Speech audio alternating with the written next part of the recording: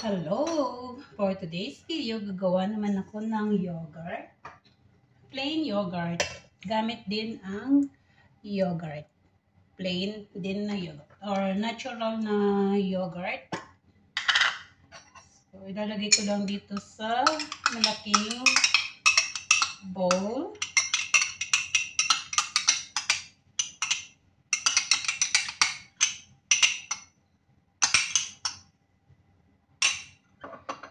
Tapos, lalagyan ko rin siya ng gatas, fresh milk.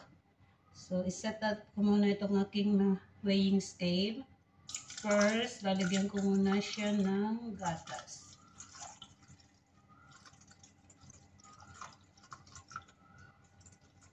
So, yung yogurt na ginawa out of yogurt.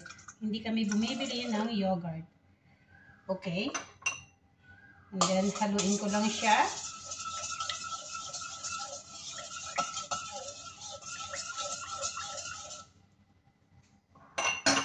And then, lagyan ko ulit ng gatas. Dinisolve ko lang yung yogurt para maganda siyang ma-mix. So, I need 750 milliliter of milk. Oh, okay. So, ayan. Tanggalin muna natin ito.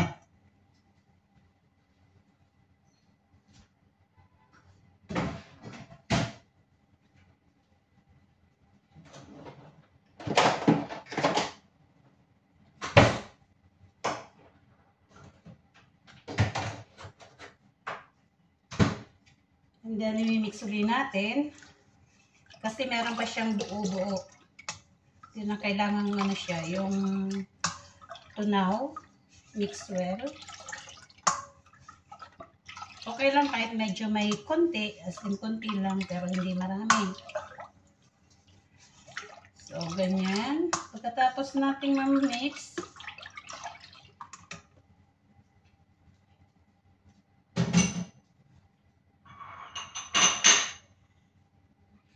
ita-transfer ko na dito sa aking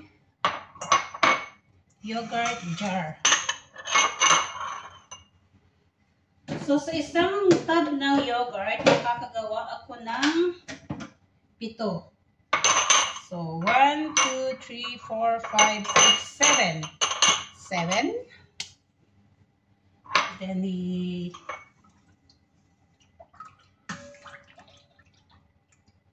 isasalin ko na dito sa jar.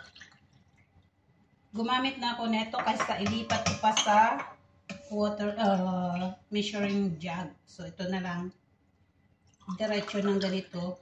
Ini-scoop ko na lang. Dati, nililipat ko pa sa sa measuring jug itong mixture. Ngayon, ganun na lang. Dire-diretso na. So, ganito lang ang aking daily vlog or daily routine. Sa isang yogurt, 7 ang aking magagawa. Siguradong healthy na at homemade pa, yung wala siyang preservatives. So, ayan. Napaka-healthy nitong aking yogurt. Sayang nga yung aking yogurt machine na itapon ko. Kasi yung last minute na nag-move, wala nang time para maikip pa. So, sayang. Ngayon ko lang na-realize, tuwing gumagawa ako nitong yogurt, naaalala ko yung yogurt machine na aking dinispose.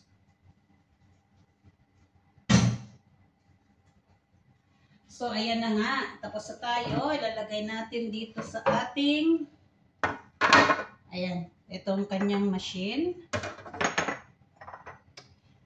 So, yung isang yogurt, magiging 7 yogurt ang ating magagawa.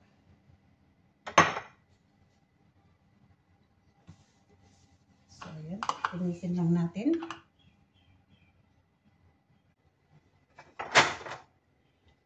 ilalagay na natin sa ating yogurt maker or yogurt machine.